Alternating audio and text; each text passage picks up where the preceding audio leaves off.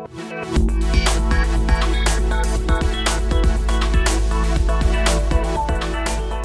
guys, I'm the Impaired Grappler and welcome to my codcast. Hi guys, I'm the Impaired Grappler and welcome to my podcast.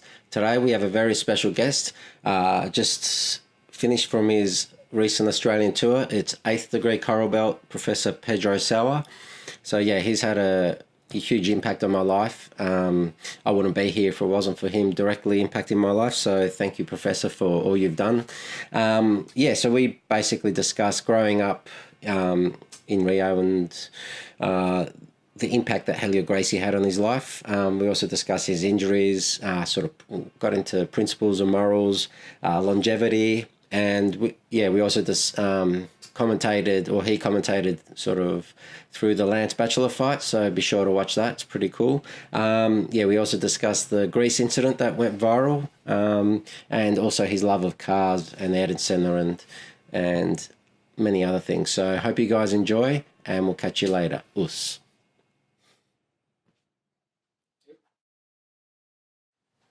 Hi guys, I'm the Impaired Grappler. Welcome to my podcast. Today we have a very special guest, good friend of mine from Brazil and America, straight from America, from his tour to Malaysia, Singapore, Korea. Where else did you go? Is that Thailand, Bangkok, and right now here Australia, starting the Australia tour. That's awesome. It's Master Professor Sauer. Pedro Sauer, welcome to the podcast. Thank you, my friend. I appreciate it. My pleasure. We're here in the newly built Impaired Studios, so it's been a long time coming. So so I just wanted to touch on when you were growing up, sort of pre-Jiu-Jitsu. Okay. You always talk about how you were a wild kid and you used to always be a bit wild on the streets and get into bit of trouble here and there before you sort of before Rickson took you to the academy. So could you just touch on? Well, I grew up in Rio de Janeiro, in the Flamengo neighborhood. That was pretty rough neighborhood.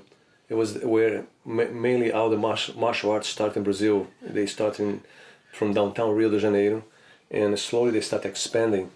Flamengo. Later was another area called Botafogo. Later was another area called Copacabana. And after that was Ipanema. And Barra came many, many years later. So a lot of people from martial arts, Marco Ruas, Eugenio Tadeu, the Gracies, most of the guys that came from early days, Hugo Duarte, all those guys at Luta Livre style start in Flamengo. So that's the neighborhood I grew up in. Over there, you need to know how to protect yourself. You need to learn how to, stand up a little bit from the crowd. And that's how pretty much we learned martial arts in Brazil almost for necessity. You can't walk around with nice new shoes. No. Unless you know martial arts. Yeah, you might lose your shoes, you might lose a watch, you might lose a girlfriend, and escalate from there. So you have to really protect yourself and be somebody who can protect your surroundings. Were there any ideals or principles that you've held since you were a child that you've sort of developed over the years, or is it more what you've learned through learning through Helio Gracie's teachings and your Jiu-Jitsu experience? I think it's more combination. What happens that as a kid, I grew up in a big family. My mom was a very good educator, and she spent way too much time with us as a kids. And because I was a trouble kid, I believe she spent even an extra amount of time with me. And she took me for many different schools. She took me to do a lot of courses. In the early days, I was diagnosed with, people used to call me that I was crazy. 50 years ago. Diagnosed crazy. Yeah, you're crazy. Yeah. So what you take medicines. And I remember going to doctors. I remember going to mental hospitals to do treatment. I used to get those wires hooked up in your body. ECG. Some electrical wires, and what they do, they start showing you pictures in front of you, and you have to trans what you see in the pictures. And those pictures it was everything kind of blend together, and that's kind of treatment they used to do. I never understood very well, but I'd done this for years. many years. And I was a super hyper kid. But I was a very smart kid at the same time too. I was open to, I have a gift with a mechanic, an electronic gift in my hands. So I used to open TVs and just dismount the whole TV to look inside, to take pieces apart and later put everything back together. And that's why you love cars as well, for the same reason? That's why I like to work in cars. I love to work with mechanics. I like to see how can you make something better. How can you add a little trick? How can you add a better quality wire, or a better quality gear, or a better quality grease, anything that you can add in a car to make it better. Yeah. And I learned those kind of things. And when I went to the Grandmaster Helio Gracie Academy, when Rickson took me there, I believe what I did, I started learning Jiu-Jitsu from Grandmaster Helio from a very early age. I was a kid, very light kid. I couldn't do too much stuff. I was very fragile. Imagine to be in a school where Grandmaster Helio Gracie and all his kids, it was there in class. There was Helios, Helson, Rickson. They are super gifted. Hanzo came, Helio, Hoyler, Hoyce. All those kids was in class there all the time. And I was just a little fragile kid. So, but I always had not a bad temper, but I used to have a almost indomitable spirit. It was very, very hard to pin me down. I just fought with everything that I could. And Helio changed my mind. Helio kind of, I basically grew up listening on because a big family, we used to have a lot of cousins, a lot of people that used to work for my mom, for my dad, from my uncles, from my grandpa. So it's a huge family. We used to get together, and every time something shows up broke in the house, Pedro was the first name that came to everybody else's mouth. And I hear that all over, as a kid. I was a smart kid, so I was I was hyper, going in every room, going everywhere, hanging out with the other quarters, with the employees, and I always can hear my name. Oh, must be Pedro. Oh, Pedro's this, oh, Pedro's that. So I thought that I was crazy.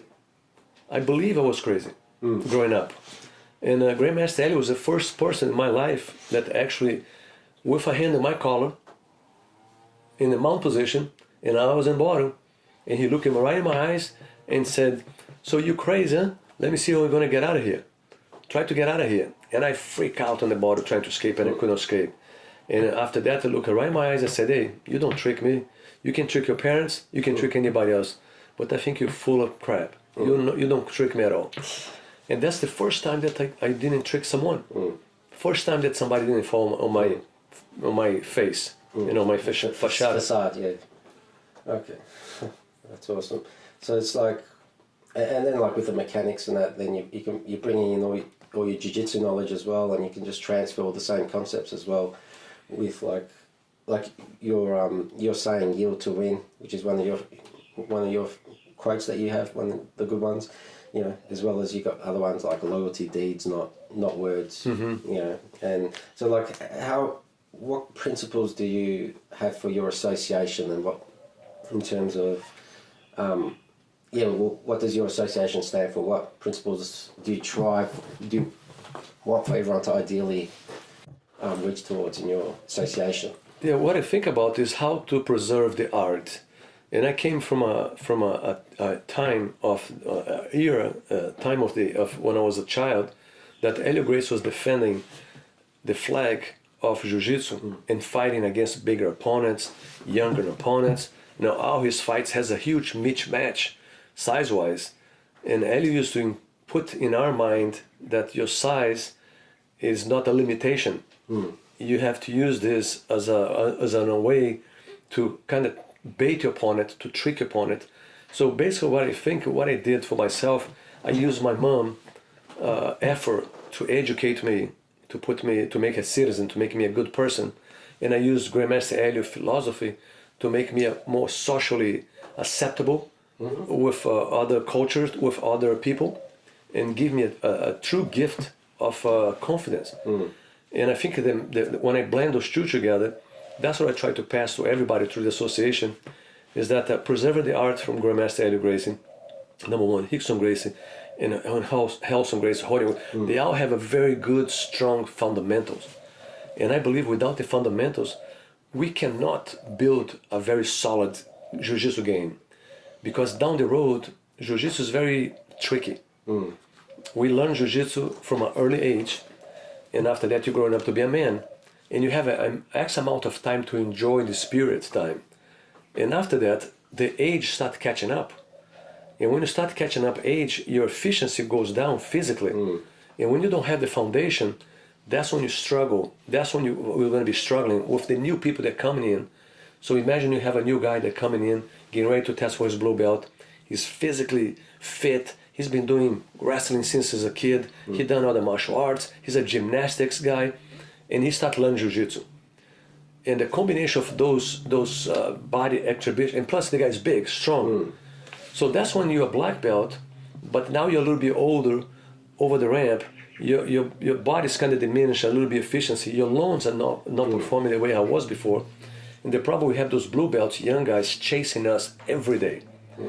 And you build on a school based on toughness, based on performance. You have to perform.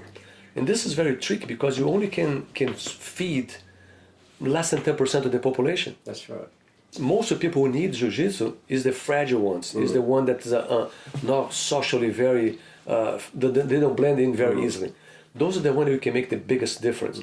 And I think the combination between Helio Gracie and my mom's skills, that's what I'm trying to pass to all my students through the association. It is, we can all understand jiu-jitsu very well as long as you build a huge foundation. The foundation has to be very, very large, very solid.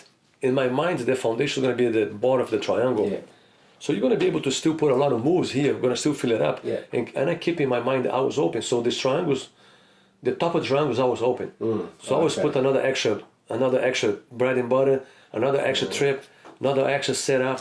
We always willing to change things as updating, we're not learning some new moves, but we're discovering moves that have been done before, that setups that have been done before, but we didn't know about that. So I like to leave that open, but I believe we are going to circle around to go back to the basics. Yeah. Well, I've been trying to sort of conceptualize that pyramid, trying to, like the levels, it's like, if you cut out the self-defense, it's like a thinner pyramid. If you cut out this, so what parts make the pyramid? Then I started thinking, but I like that with the open of the top. Then I started thinking Rickson's is like, it's not a pyramid, it's just 3D. It's a 3D pyramid that just goes on forever, his knowledge. And it's what happened with Rickson happened the same thing with Helio. I got a chance to meet Helio on his late 50s. Yeah. So he was pretty active. He was a pretty demanding and very strong presence at the academy. Strong for ages. Yeah, imagine to walk into school every night and the instructor is Helio Gracie. So that's what I faced at the time. And with the time goes by, Helio got on his 60s, on his 70s, on his 80s, on his 90s. And I was able to grapple Grandmaster Helio when he was 92. And I was able to do moves with him until 95 years old. The last time when I saw him, he just turned 95. That was November 28th of 2008. The last time I saw Grandmaster Helio. He passed away 2 months later. And at that time, I arrived in his house, like every single time that I arrived in his house, the first word he came to his mouth, "You got your gi?" I said, "Yes, Professor, I got my gi." So he just asked me to perform the choke. So when he was 95 years old, he gave me his neck, and I put the hand on his neck, and he just want to see me turning on the right angle, and he just want to see me bring the elbow towards me, instead try to squeeze with my arm. That's the only thing he wants to see. But even at 95 years old, you still want to test me. You still want to make sure you got the polished details on the technique. It's all about the polish. It's all about the... And because I saw Grandmaster Helio coming from 60 to 90, I saw that his age decrease, his muscle, his physicality decrease, but his efficiency stay up. Yeah. He was a pretty savvy guy at 95 years old. He put your hands in your neck, you're going to tap. Yeah. You're going to feel a powerful choke. And I think about, man, if this guy at 95 years old can still perform those little details, very subtle details, very, very subtle. There's everything about angle, everything about how to use your arm as a tool. The invisible jiu-jitsu that Rickson doing right now. And the same thing with Rickson. We met each other, we were like 14, 15 years old, young kids. And it took me a couple years to go to to be a student. I didn't like it too much in the beginning. I saw Rickson training. First time I saw Rickson train, he was a green belt, and he was training against another guy who was a purple belt, and they are going crazy on the mat. I saw flipping around. I saw playing every kind of stuff. They used to climb to the walls. I couldn't believe what I saw. It took me 2 years to go back there. I didn't like it. I thought it was too violent, too crazy, too wild. And after I went back to that 2 years later, I got a chance to start training with Rickson in his prime. You know, he was probably 17, 18. I remember Rickson, when he got his black belt, he was probably, 19 years old, close to that age. Yeah. And he was an unbelievable gifted individual. And of course, I've been training with him all those time, so I got a chance to see Rickson adapting and changing Jiu-Jitsu for his needs. Yes. So that's what happened. Rickson was such a smart, so intelligent when you talk about the body mechanic. It takes you a good scientist for you to actually start to understand the body anatomy. And that's what we're doing. We're studying body anatomy. Now, it's one thing to study body anatomy from somebody who's very young, very gifted, very athletic, can use all kind of acrobacy moves, acrobatic stuff. And the other thing, for you to kind of learn the same thing for somebody who doesn't have nothing like that anymore. He lost it all. And that's where the major balance comes in Jiu-Jitsu, and I think that's what I bring through the association. I try to bring this, is the spirit of let's learn self-defense first. Let's understand this first. Let's build this foundation here very wide first. And after that, keep going with the tip of the triangle always open. So we always welcome new practitioners, new young competitors.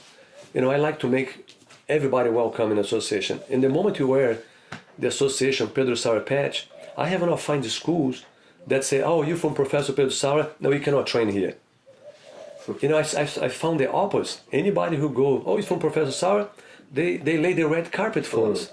And that's the best prize, that's the best thing I can do. I've noticed that, when I've trained overseas and just, I'm with Pedro, so, Pedro is a very good friend of mine. Yeah, so it's, always got a good rap all over. And that's the most important, is to make sure that our students, everybody in our group of guys, they feel welcome and they feel proud to represent a flag, a symbol that it is recognizable all over the world, recognizable as a quality, not as a rough, as a powerful, as a strong. No, recognized as somebody who strive for good mechanics, who strive for good manners, strive for social skill improvements. When you put all this together, I think we have a great package. Yeah, it's pretty good. I just wanted to play the Lance Bachelor match with you. We could just have it on in the background while we're talking about it. But tell us about leading up to that Lance Bachelor fight. How did it all get set up? Well, I was in a school. We'll have the Helio Gracie fought UFC 1. And when he fought UFC 1, one of my students, his name was Lonnie Foster. Lonnie is one of the guys who helped me the most, very helpful guy, super talented, great guy, helped me tremendously in Utah. He's been one of my first black belts, super nice, great talent guy. So I believe that what happened that Lonnie Foster got some kind of connection with the radio station. Yeah. And I went there to do some radio interview about Helio Gracie UFC 1. And when I was there, Mr. Utah, he was there. Massive. Yeah, he was a big boy. He was a short, but 250 pounds. Yeah, short but wide, stocky. Very stocky, legs, big legs, very fit. Very low center of gravity, very hard to take down, that kind of body shape. So I never met him before. I never knew who he was. I accepted the challenge basically without even seeing him. When I stepped there right now, that's the first time I saw him. Yeah. It almost looks like you got a mohawk, doesn't it? I had a little mohawk. Mohawk there. Yeah, I put a little mohawk there too. Yeah. And I have Vaseline all over my face. Yeah. And the Vaseline end up to rubber in Lance's body. So it's like to hold on a wet fish. Yeah. Wet fish with soap. And I thank you God, the new self-defense, as you can see. We start with the leg kicks as a distraction. Those are all designed to manage your distance. And I can notice that Mr. Utah was trying to grab my legs. And I knew that I could snap those kicks very, very quickly. So he never touched my leg. Yeah. Look at that. You see him trying to grab? Yeah. He never touched it. Never touch my leg. Never. Right there. When he tried to touch my leg, that was the time that I swung the punch. Because look at that. The guy stuck on the gear. He opened up his jaw. Boom, and right to the nose. So it was a left and right. Actually, it was a right and left. And I saw his nose move to one side and move to the other side. Right there, his nose moved back. And he complete ate it. But you see, he was so much bigger and I was so much lighter. He shook it. That was a very fast punch. You have to watch it in slow motion. That one, like actually. Oh, okay, yeah. So you couldn't actually see. Yeah, and over there I got 3 more. I had 3 more punches. They all connected. Every single time I punch, Mr. Utah, the punch got connected. Yeah. Every single time, and I never received one punch. So that's a perfect example of self-defense. And right there is the luckiest moment of the fight. Yeah. You see, we went to the ground. I swept him. When I went to the top, noticed that his left arm is going to be stuck on my body. You see the left arm? Yeah. Now he lifted my body completely off the ground. Look how my legs get swept underneath. Right there. He picked you right up. He picked me right up with one arm. You know, that was the luckiest moment because if you end up establishing the top position, can you imagine? Yeah. It would be very hard for him to get out from the bottom. Yeah, for sure. Yeah, but at the moment right there, I was in the bottom, so the only thing to do is to control him and to use my hook. Those butterflies? Butterfly, to make sure his hands are busy on the ground instead of busy on my face. Look how much, it's like a cat.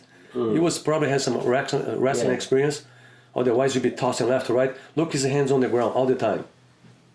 Well, it's all about distance management. Yep, that's Start it. with the kicks. Look at that. He was trying to hit me. He couldn't find me. Now the hand on the ground. Now look at that. I'm starting to lift him. Look at the hands. Hand on the ground. Look at that. Now look at that. It's right up in the air. He was so lucky right there. Yeah. He could have been flipped very easily. And the problem that when you give this kind of distance, and we talk about no holds bar, it's very tricky for you to establish and wide your base because you have to think about punches so you can never let go of the body. Yeah. So you have to always keep clenching the body. It's a bit of give and take. You can't have.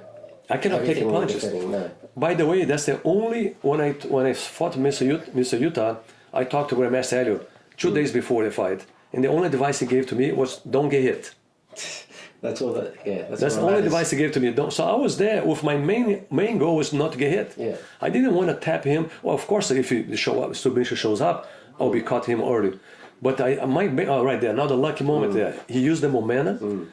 Now look at the momentum. I push his leg. I lift it. I flip it. Take a look on my left leg. I couldn't have my knee touch the ground. Yeah. I couldn't have the frog feet on the ground because you break my leg if I put my frog feet. Yeah.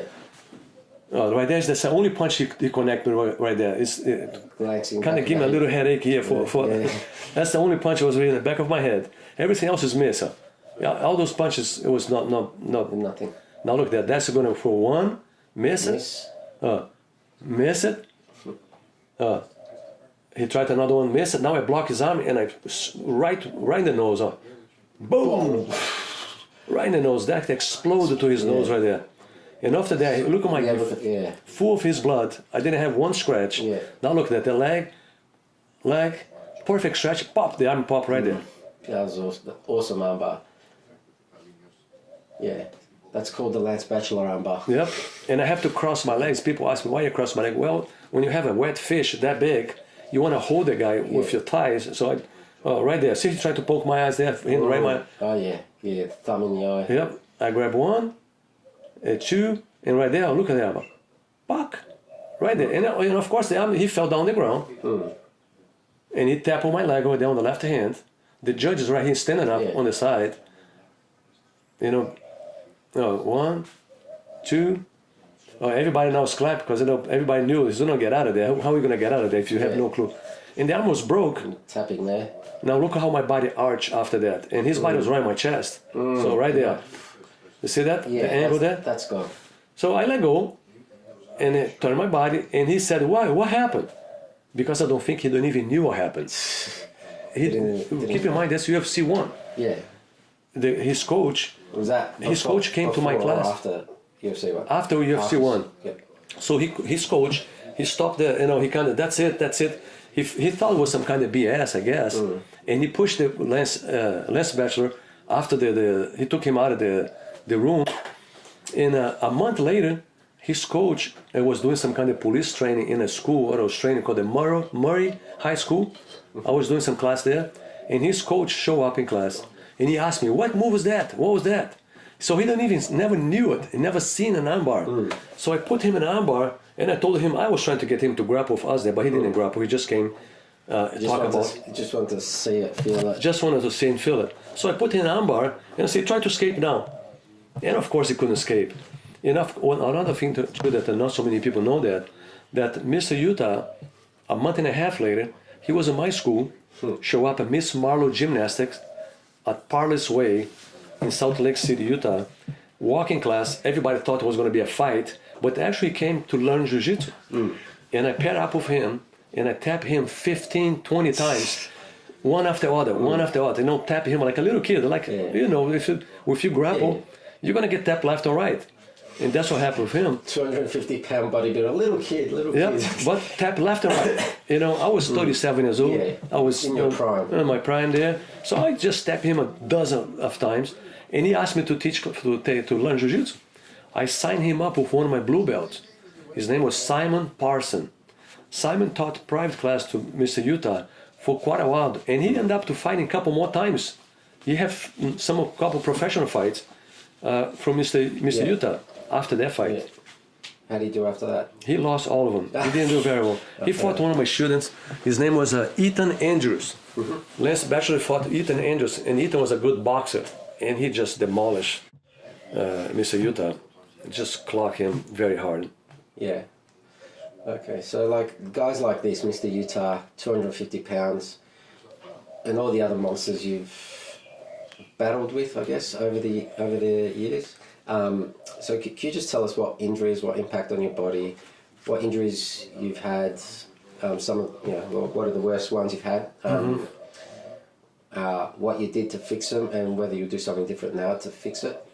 Well, when I moved to America, the Gracie family, Helio Gracie, specifically, put $100,000 challenge match. He advertised that on a Black Belt magazine. If I'm not mistaken, was October of 1991. Yeah. I moved to Utah on December of 1990. January of 1991, I was ready teaching class. So December of 1990, I was ready teaching class in Utah. So a year later, Helio put this open challenge match, offering $100,000. Well, I have people come to my house when I used to have my ex-wife and my two first kids. And I have people walking with the magazine and pointed $100,000. And I have to get on the phone, call Helio negotiate with the guy because I didn't speak a word in English. So he negotiate, the guy passed the phone to Helio, get the phone with Helio, and Helio used to say, Pedrinho, go ahead and fight the guy, no money involved. I hung up the phone, went to my living room, and we fought. And I put boxing gloves on the guy, and the deal was like, you can box as much as you want, I just want to take you down, make you say uncle. Those are my normal days every day. A daily deal, daily Pedro deal. Every day. And when you talk about injuries, I do have 12 operations on my body. I have 11 screws that was put in my body. Each screw about 2 inches. I have 11 of those. And all those could be avoidable, 100%. I could avoid every single one. Because what happened is that when you fight Jiu-Jitsu, and we have an unpredictable opponent that's not trying to pass your guard, is not trying to stabilize across the body, is not trying to mount, he's just trying to brawl. It was a physical brawl. Complete unpredictable. The guy decided to pass your guard, he decided to jump backwards. Yeah. Imagine have your legs locked, and the guy is about 100 pounds heavier than you, and the guy decided to somersault. And very physical guy, physical ability, a gymnastic guy, or a karate guy, or a kung fu guy. And this was every single night. So if you don't know self-defense, you're going to get hurt 100% of the time. If you try to do sport, you get hurt 100% of the time. The only way you can survive if you focus your train on the skeleton control. So you have to control the spine, the collarbones. When you control the collarbones by the neck, you start controlling the arms too. But if you just control the arms, you don't control the spine. The spine is still mobile. So you're holding somebody like this because you want to do a lot of sport. And I love the sport part too. I advise everybody to do it. But not as a beginning, not as a core, not as a basics, not as a foundation. Because down the road, when you get older, and you have to rely on your basics now is going to be holding the sleeves. your basics now who's going to be how good your grip it is. And what happened as an age, if your fingers, you're going to bust your fingers, you're going to get hurt, you're not going to be able to do it too much, pretty soon you're not going to be able to hold a pan, pretty soon you're going to be able for you to hold a fork, so everything with moderation, it is intelligent for us to do. Yeah. All right. So what's current prevention strategies do you do? Like morning stretches or... No, I stretch basically every day. I think the best time to stretch will be at nighttime before you go to bed. Yeah. I stretch my whole body before I go to bed. Okay. Because during the night we build water. The body is a build-up of water. It's a process of building water when you sleep. So when we wake up all stiff. So the way to do is to stretch all your joints at nighttime and in the morning. Yeah. And of course in the school. So if you make this a good habit, I think you grow old pretty mild. You think you grow up pretty gentle. Yeah, fair enough. Okay. I wanted to touch on when we were in Greece, the incident that happened with your daughter. We could play it, but we don't have to play it. But it's only like a 30-second video that's on YouTube. But can you talk about that incident, like leading up to it, and then also the impact it had on your daughter?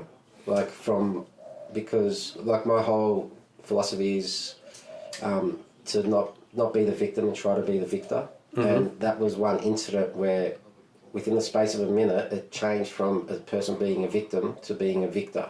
And I just wanted you to sort of touch on that, and if you could. Yep. Well, there was an incident that happened. It was one kid, a little bit wild, crazy, who probably was on drugs. And I didn't see it, but it was my wife was outside with my two daughters. And this guy chose my youngest one. She was 13 at the time. Just turned 13 a few days ago. Yep, just turned 13, so a very young age.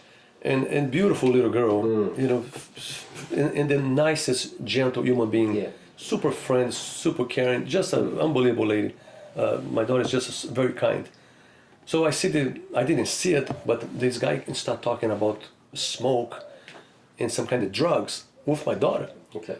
And in the meantime, he goes and grabs her boobs, And my daughter just put both arms there like this and called, "Mom." And my wife saw that, and my wife said, "Hey, what you doing?" My wife and the guy kind of told my wife to, F the whatever. And my wife came to the store where I was with Phil Grapses. That was my Greek friend. He's in Australia, owns the Leverage Academy. Yeah, my instructor. Your instructor, Phil, great guy. So when I was in the store was kind of a little bit in the top level. So when my wife told him was a guy, and she kind of mentioned that he was wearing a black shirt, corner of my eyes, I see a black guy. I saw a black shirt with a C in some kind of cross, and that caught my attention. And I told Phil, "Come after me because I'm gonna fight this guy." And I started walking. And I made a visual contact with him about 40 seconds later. I visually made eye contact with the shirt. And I saw him messing with other people. He was messing with a lot of people. He was a very obnoxious individual, pushing people. And apparently he was well-known in the area, because after I gave him a little lesson, I saw a couple other people. "Man, I wish you should have killed him." The older people told me to. "I wish you should have killed him." But they do that. He made a left turn, and he sit down behind the trash can, almost like he wants to hide. To do something, wait the time to do something. At the time I took my phone, I gave it to my wife, and I told her to record it, just in case something happened. I didn't know what I was going to do, I didn't know nothing. When we approached the guy, Phil was talking to him in Greek. Yeah. And I knew that was the guy who touched my daughter, so I want to give him a lesson. So what happened that I grabbed and I apply a wrist lock, and the wrist kind of dislocate a little bit, and I saw him kind of in pain. So I grabbed the hand and I put it back in place. When I told him to apologize to my daughter, I dragged him by his hand. When I pull it, the hand went right back in place. And after that I said, "You go say sorry to my daughter, go say sorry." And my daughter was behind, my other daughter, just her head like this, terrified. And I clocked him give a little clock on his stomach. And my daughter saw that. Yeah. She didn't see me breaking the wrist, but she saw me clocking the hit. Yeah. And her eyes just light up. Okay. And after that, I told my wife and my daughters to say, you guys go walk. And I stay behind. Me and Phil will stay behind. They walk pretty far away, and we start walking behind, but like in a good 100 meters, 50 meters behind. Let them then way ahead of us, just in case of people was going to follow us. And nothing happened. When I arrived there, my daughter had a smile on her face. And my other daughter having a smile, so everybody had a smile. So the terror that I saw on my daughter's eyes before changed for a smile, because I think it was the lesson my daughter felt that somebody stuck up for her. And this ended up to be a very good lesson, because today I do seminars all over the world, and once in a while I see a female come to me, and she said, I saw the video that you did in Greece, and thank you. You really made my day. You know what? I've been living for years with something, a closet, some skeleton in my closet I couldn't talk about. Now I feel great. Somebody stuck up for us. Somebody did something. This is not right, people, to do that. So I hope I can probably save this kid's life. Because if this kid could be doing this more often, you know what could be happening? He might find another dad who's a little bit more hard-headed, and it will kill him. You know? So that's one way to kind of... in my mind, it was like, at least I believe I might save this kid's life by giving him a lesson. I taught him a lesson to not touch females. Well, he definitely would have had to think about things. Yeah, couldn't use both his hands for a while. But I think that's just a really powerful message. Like, just a change from terror to joy. Joy and happiness. And it's like, it just shows you that, like, violence isn't always the answer, but it's like you need to be able to protect yourself, and you can't just be a pacifist with everything in life. There's like yin and yang, order and chaos. Yeah, Jiu-Jitsu is a great equalizer. And my daughter right now, she is 15 years old. She has zero bad feelings. Like, actually, when we talk about this, she's smiling. It's fun. It's kind of end up to be almost like a funny example. And we talk about this with daughters, other friends, boyfriends. I kind of make a joke. Hey, my friend, be gentle, be smart. I'll show you this video. Let me show what happens if you touch my daughter in a proper way. That's what it is, in a proper way. Right. Yeah, well, I mean, that video, like, if you just saw the video, it looks like, you're bullying someone. But yeah, because you've just seen because when they came out, you just saw what happened, what you did to him, and then you made him say sorry. Yeah. Oh, what happened? There were a few negative comments, but like, there were so many more positive comments, just blasting anyone that said anything negative. But in the context, that video is awesome. Yeah. And then like the afterwards. But anyway, so like when you travel, like, when you're in Greece and like when you travel to different places, what are the universal similarities that you find between different cultures, and like how do you go about learning about where you go, new cultures, and the place you're going, and the people? It's unbelievable to kind of travel around and see different cultures. And the Asia culture is so educated, so proper. They're so friendly. Their manners. Respectful. They're so respectful. And because they have a small stature, for them, the ability to discover leverage. When they start discovering leverage, when you're a small person and somebody show you a little possibility of leverage, this is such a light bulb that comes up in our personality. Yeah, and it's such a great hope. Change people. That changed my life so much. I grew up in a huge family, and my brother, that's 1 year younger than me, he's a 300 pounds man today. Yeah. I'm 160. When we grew up, kids, I have another cousin who was a big kid too. So I was a small one, but I was the hyper. I was the more spiky one. Yeah. But I had to fight really hard. When I learned how to use leverage, I learned that it's okay for me to be nice. It's acceptable. I can be nice. I don't have to put this face, hey, I'm a tough guy. I don't have to act as a tough guy. Yeah. I can act as a super nice guy because I'm not afraid to be nice. Because Jiu-Jitsu gave me the tool on my hands to allow me to be nice without fear, without be fearful. Yeah, that's awesome. That's incredible social benefits. That's, in my point of view, I believe that is the best social benefit that we can do is to teach jiu-jitsu with good manners, good education, good hygiene, good good principles, good morals. Morals are, yeah. When you put this in a package, that's what our association is about. We don't see the bad guys. They don't stick around. Yeah. All the grumpies, Yeah. all the guys who kind of too ornery, too mad. I was kind of seeing the glass of water is always half empty. Those guys, if they don't change, they don't feel good in our association. They don't blend in, because my point of view, I don't care who you are. If I benefit from jiu-jitsu from an early age, learning from Helio Gracie, I guarantee you that I can change a lot of people's life doing the same thing that's done for me. The same thing. Yeah. Well, it definitely happened with me. Just one of your lessons changed my life with jiu-jitsu, and it's like it just transferred to everything. Like, I'm not an expert, but it's like, well, one little thing, like the using the legs to defend in the mount. Just that one lesson, that concept of connection, just like changed my entire.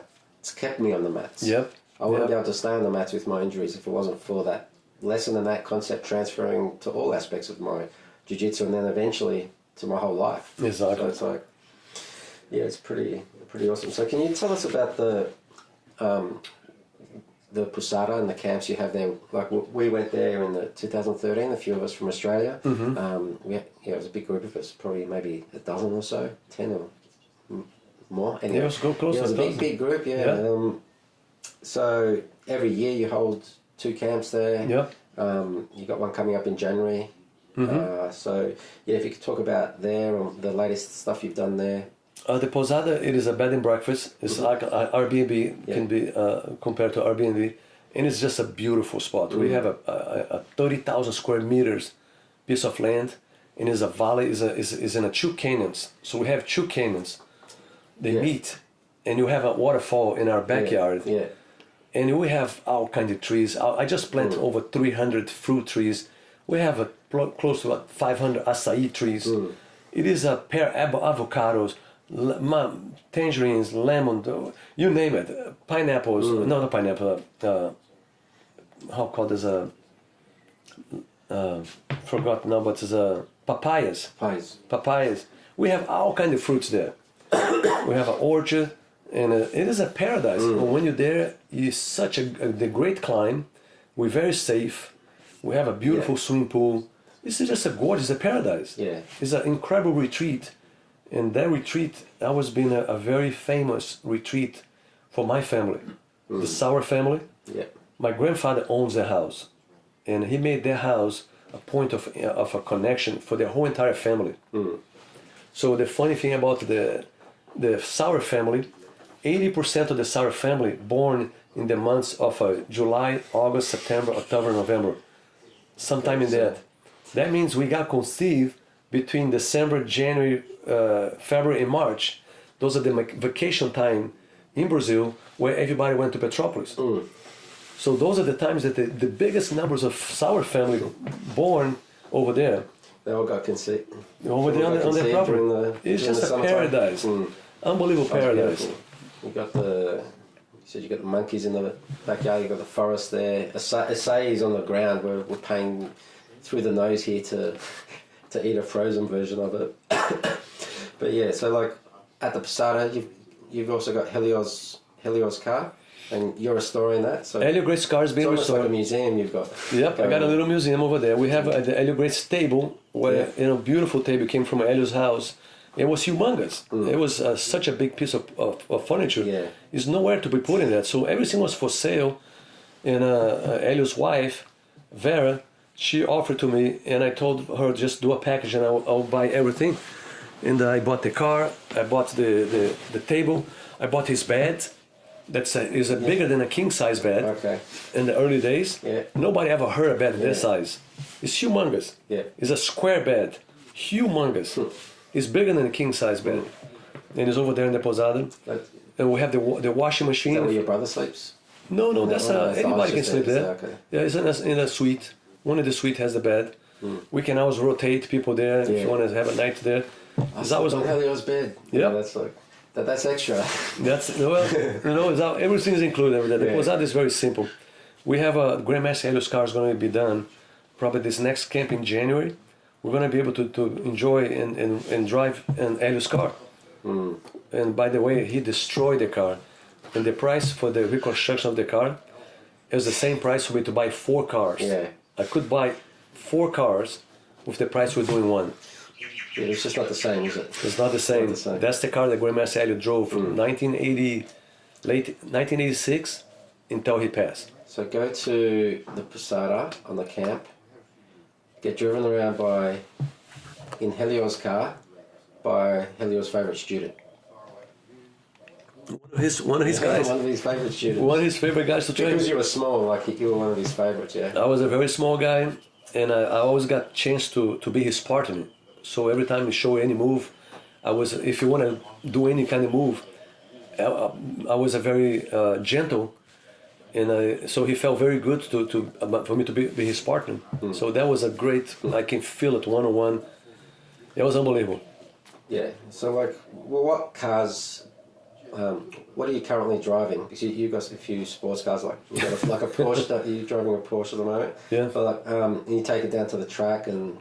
No. You don't? No. You go another, because you love driving, going fast, and you've been inspired by Ayrton Senna from Brazil, who's he was a hero of mine when I was growing up. Yeah, when he died, it was tragedy. Devastating. I hated Williams, but I was like, oh, it was their fault, but that was just. I love my I had the Marlboro ads, and the McLaren team. I used to. The McLaren's time. Yeah, I used to love McLaren because of Ayrton Senna, but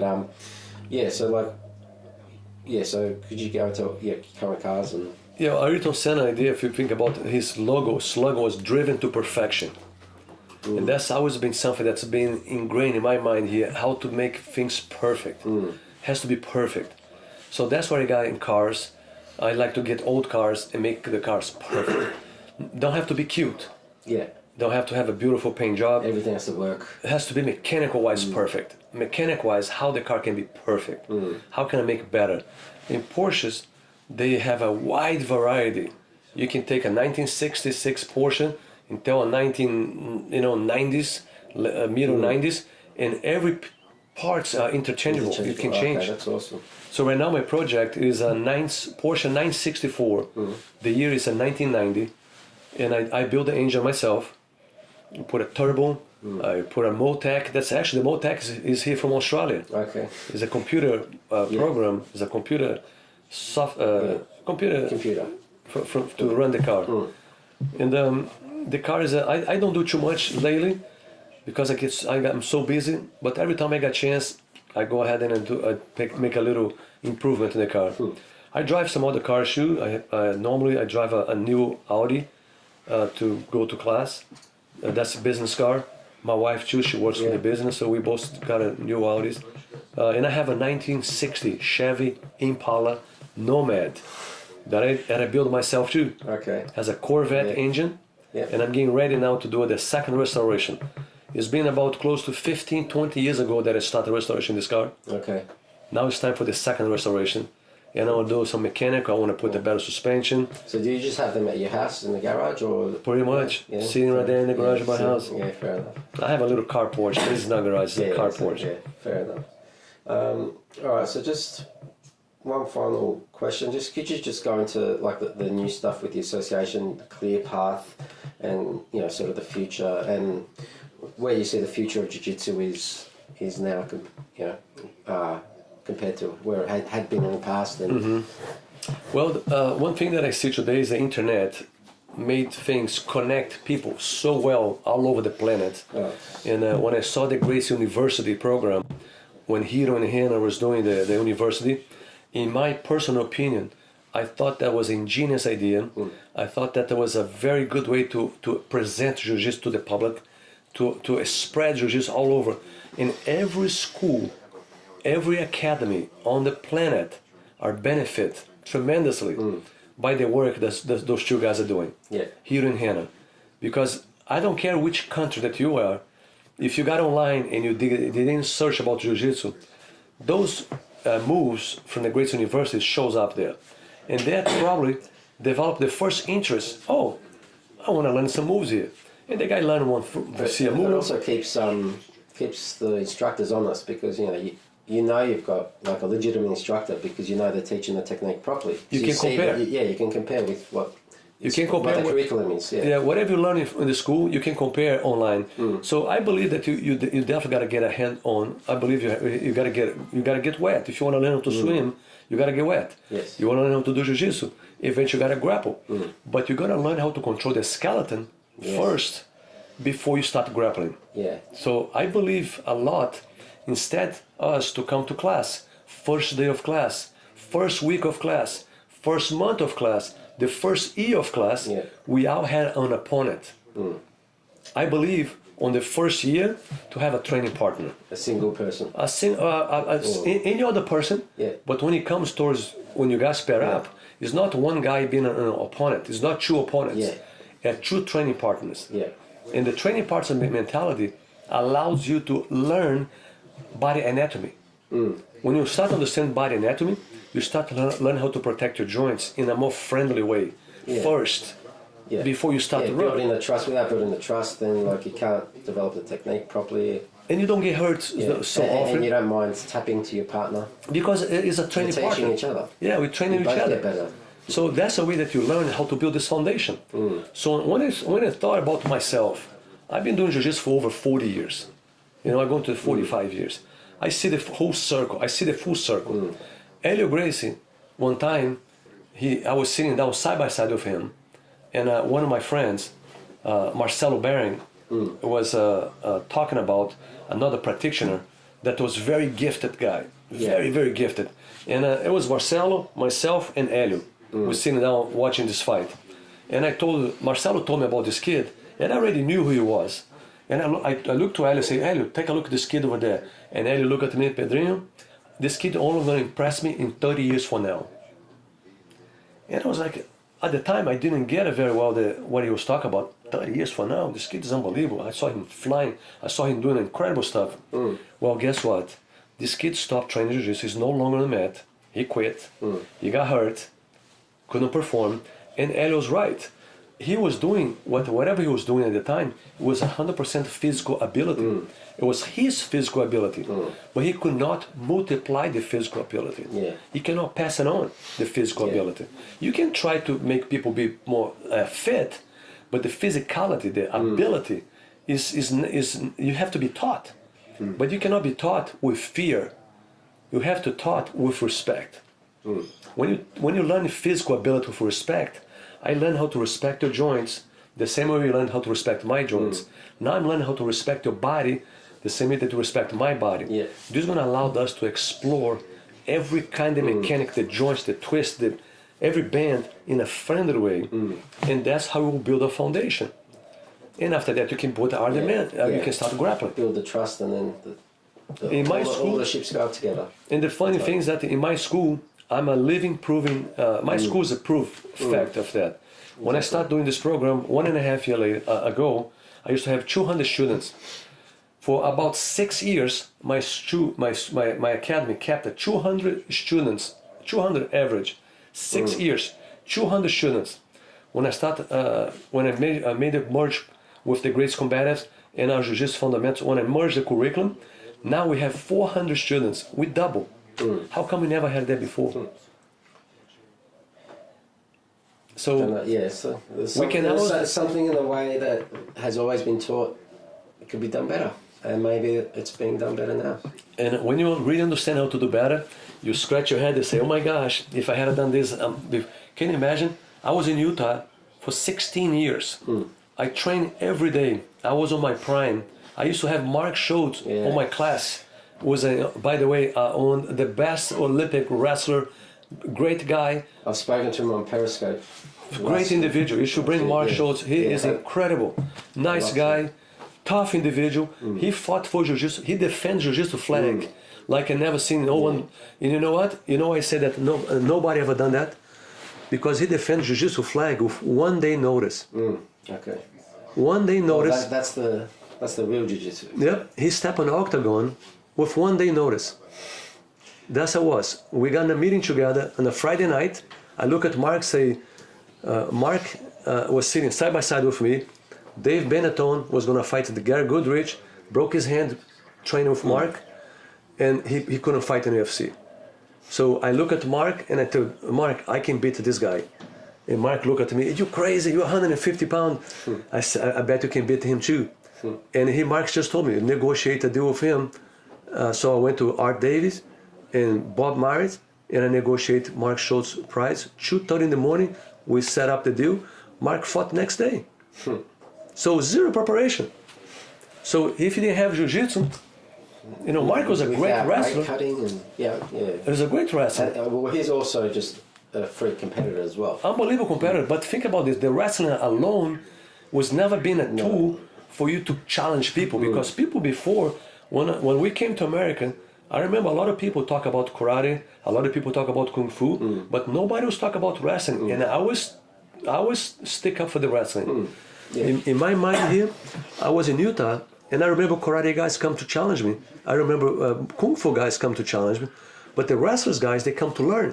We grapple, but they like right away. Yeah. So they just have to add. So the wrestlers, they are great. They are changing mind. Well, you can't deny it. It's real. It's the feelings there. They come right in. They blend right in. All the martial arts, no, we have to prove them. And people, one time somebody asked me, somebody doing an interview with me in Utah, and they compare, Professor Sauer, what do you think a kung fu master and a karate guy fight against a wrestler? Who will win? And I say the only way the karate guy or the kung fu guy can win if he's a wrestler too. That's right. That's a fact. I don't think we can go to a fight. I don't think we can go to any match believing that we can use our strikes. And our strikes can be very precisely, can be very good. And you can get a very good shot, lucky shot too. Yeah. Look at Mike Tyson. Mike Tyson fought through his career, he had 19 knockouts in first round. Yeah. But what happened when people figured out his game? What happened when he come out of his pride a little bit? Now he start the round start, first round, second round, third round, fourth round. Pretty soon he got knocked out. Yeah. So if Mike Tyson, somebody can close the distance in Mike Tyson, they could close the distance on myself too if I'm a pure boxing. Yeah. They can close the distance in you too if you're pure karate. Anybody who's a pure standing up martial arts practitioner, we have a window of opportunity is limited. Yeah. Because we are trying to in between. We're trying to find a target that's a mobile target. Then the timing. The target is always mobile. Yeah. So as long as you have a perfect connection, you can get it. But the moment you miss the perfect connection, the guy's on side. Now you close the gap. Now you're on the ground.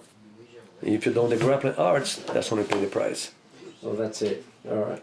Well, like the ancients, about it, the ancient Greeks, all those old statues of them doing the wrestling and the pancratum and all that. So, yeah, it's good. You need the grappling. But, the samurais, of the protectors with the swords, and they had the swords and the grappling. Yeah. It's like when you don't have a sword, you need the grappling. Yeah. Because that's the most effective. But anyway, all right. Thanks very much for coming. You're more than welcome. I hope that answered the question. I'm not sure if I answered that when you talk about the clear path. Yeah. I was so like with the clear path. Yeah, I was gonna just remind you with. So just could you just touch on that for a minute? That's for the students within the association. So people like me and like everyone else that's within the association got access to your online. So yeah, could you just describe that quickly? The Clear Path is basically is a program, is a computer program that anybody can have in your phone. You can just walk with your phone, and anytime that you come close to school, they recognize that you're close to one of the schools. That's part of the association, and automatically pop in your screen. Hey, the class tonight is going to be headlocks, triangles, and kimuras. Okay. 3 moves, and when the moment you get there and you sign in, you receive credit for those classes. Okay. That means the computer recognizes that you have the first 3 moves. And after that, you do the second time, you do the third time. After you do 3 times, you're eligible to start, the next move.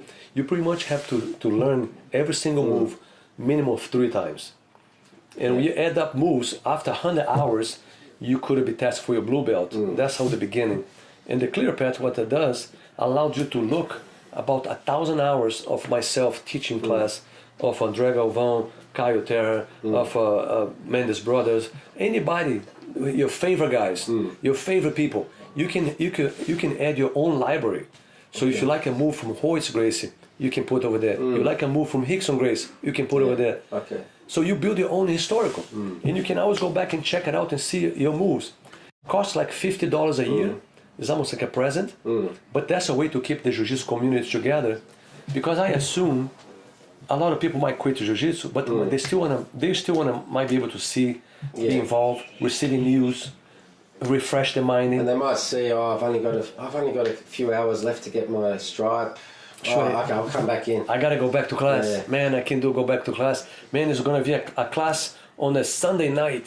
He's gonna have a class for this move, and I need this. I'm gonna go to class Sunday night. Yeah. So force you to kind of be a partner, for you to kind of, hey, we need to, for you to progress in Jiu-Jitsu.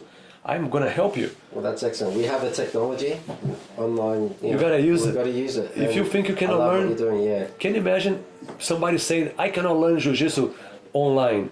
Well, you must be blind, because I learn Jiu-Jitsu online every day. Yeah, exactly. I learn mechanic online. Yeah, you need if you got two people willing, Yeah, bodies, it's gonna happen. You can still do stuff on your own. You need two bodies, and that's it. You can learn recipes online. You can learn anything online. You want to learn how to do a mechanical job, any kind of physical job, you go online, you're going to have people teaching you how to do it. Yeah, it was weird. Like I used to work out and do gym, and I used to give people advice that I read in Arnold's book. Yep. And it's like advice from Arnold, but because I'm a scrawny little guy, it's like, it's like, oh, where is that?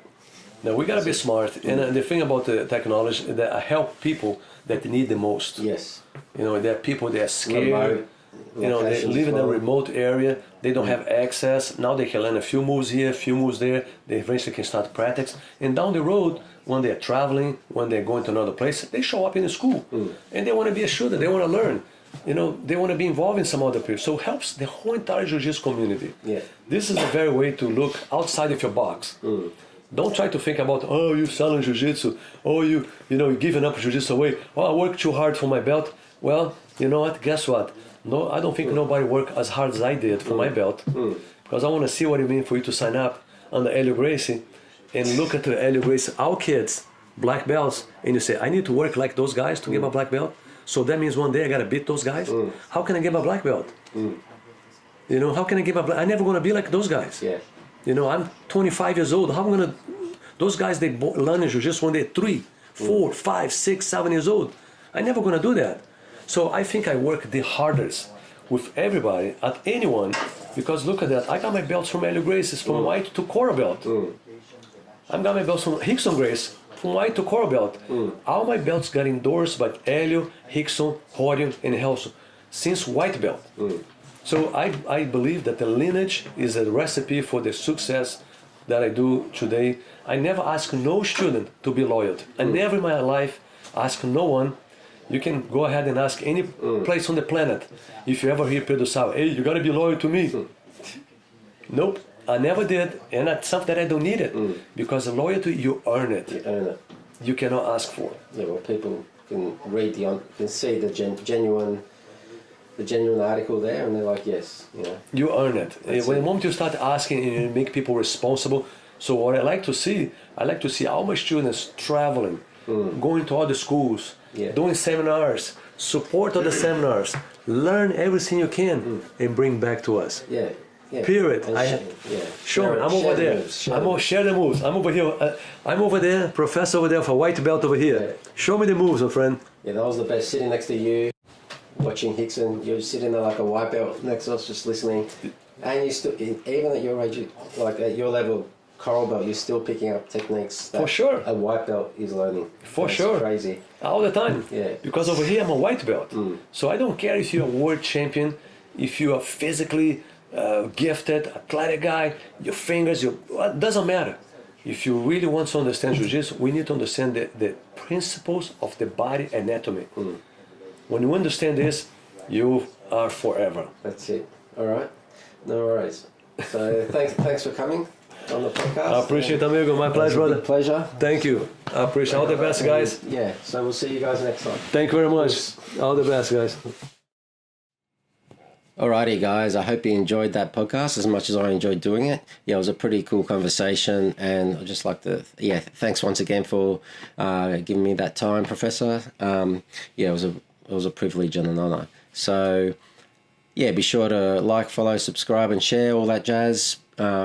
Check out Pedro's links in the description below, as well as my new blog posts. I'll put them all in the link below. And yeah, I'll catch you guys next time. Us.